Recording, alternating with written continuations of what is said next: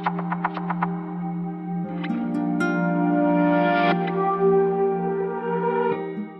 dic Andreu Peral i ara mateix faig música tot el dia i lectura. Quan les amistats volien estar un rato més al bar, jo ja tenia, en temes de festes majors, tenia aquella necessitat d'anar a veure música en directe, la típica orquestra, no? I allí ja comences a notar que la música en directe t'aporta alguna més, potser de lo habitual, per dir-ho d'alguna manera. I tocant o interpretant comença el 2011, en el que ara, avui en dia, és lo Gitano Blanc. Bàsicament el que feia era cantar. Interpretava les lletres d'Andreu Carranza, de l'escriptor, que ell era qui composava, i a finals d'aquella època del Gitano sí que començo a tocar la guitarra, a rascar els primers acords i a buscar la fórmula per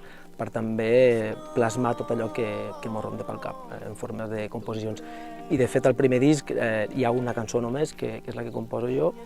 però que ja em permet obrir-me una mica a la vessant de compositor. Segurament moltes de les sensacions no viscudes prèviament me van aportar, em van obrir un món totalment diferent, moltes sensacions, l'emoció de compartir la música en directe, tot allò que sempre havia vist des de baix,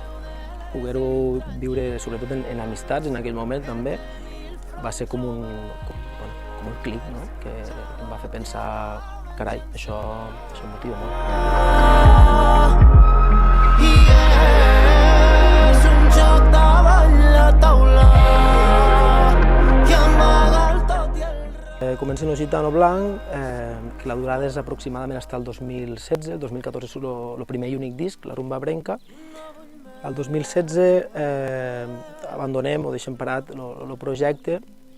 i n'arrenquem un de nou, en la qual allí sí ja era compositor com a tal de totes les cançons, un projecte de música indie pop que es diu La Mano del Marciano. Traiem 2 EPs, 2017, Dios los cría y ellos se asustan, i 2019, El fin justifica los necios, i després de 2 EPs i tocant algunes de les sales guais de per aquí a Catalunya,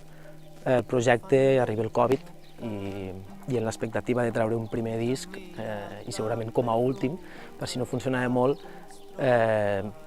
tothom estem en la mateixa, ens hem de parar,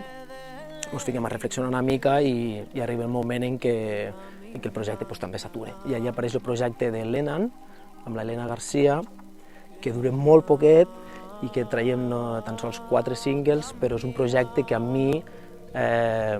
m'aporta moltes coses, més enllà de l'amistat, de compartir, sinó també una mica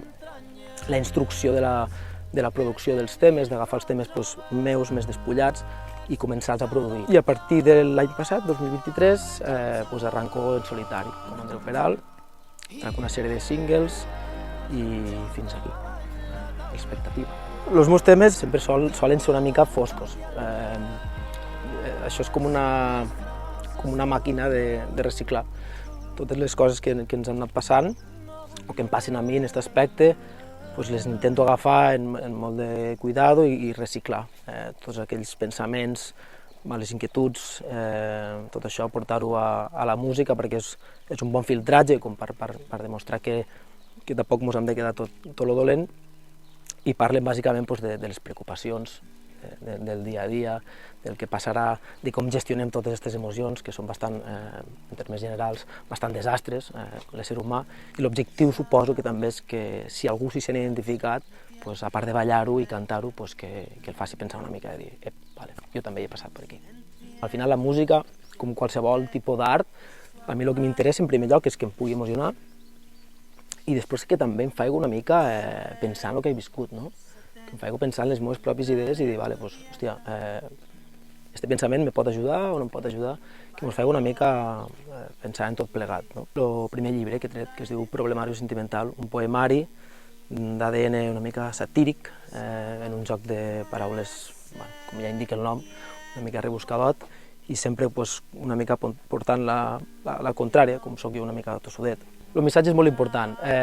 perquè venen generacions que estan vivint un moment bastant convuls. Estan vivint moments en què tot és molt contradictori, en què els missatges, cuidado com ho interpretem. Llavors crec que el missatge és molt important perquè es perdon l'egoisme del món en què vivim i després que poguéssim guanyar algo que ens falta molt, que hi ha una mancança molt bèstia, que és el respecte pel resto d'humans que vivim entre tots. Llavors el missatge per mi és això,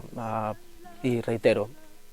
que m'emocioni la música o l'obra d'art que vaig a veure,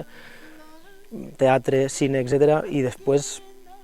que em faci pensar en si realment el meu punt de vista, el meu paradigma és el més correcte en aquell moment i en aquell context.